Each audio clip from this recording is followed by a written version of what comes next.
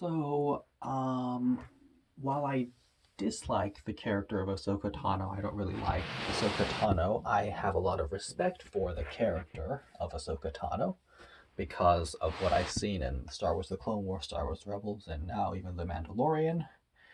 So I do have a lot of respect for the character of Ahsoka Tano, and I do think that they did an amazing job with her story.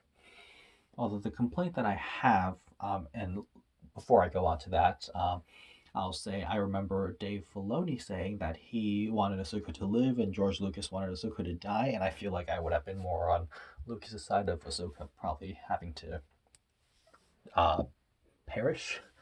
So I was always in the Clone Wars. I was always expecting Ahsoka to die, and then she never died. And then Star Wars Rebels, she didn't die, and then the Mandalorian, she's still alive. So that goes on to the complaint that I have is I think Ahsoka being alive after Return of the Jedi to the Mandalorian and maybe even beyond that is way too much of a stretch, and there's not really like I don't get why they had her last so long. I mean, I get it, but I also don't get it at the same time if that makes any sense.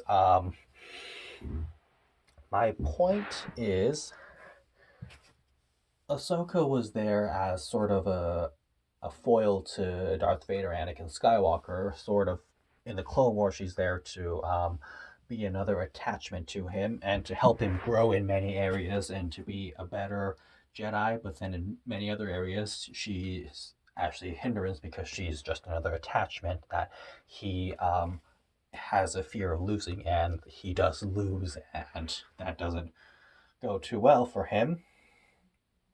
Now, I do understand having her come back in Star Wars Rebels, and I did like that she came back in Star Wars Rebels. But I think the Twilight of the Apprentice season 2 finale should have been where her story ended explicitly.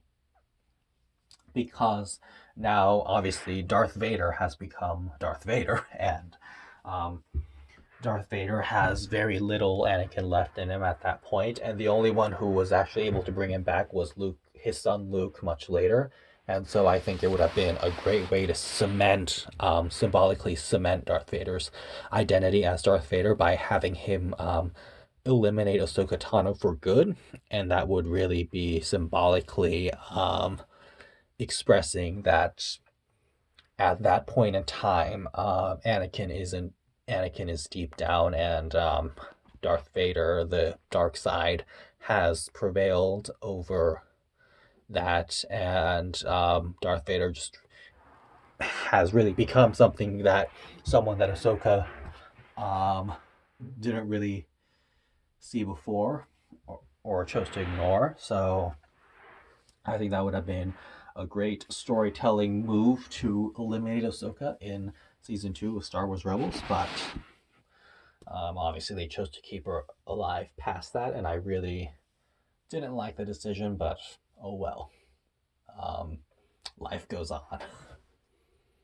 Not for Darth Vader, but life does go on for most other people, everyone else. I mean, life does not go on for Obi-Wan Kenobi or Yoda, or Darth Sidious, but life does go on.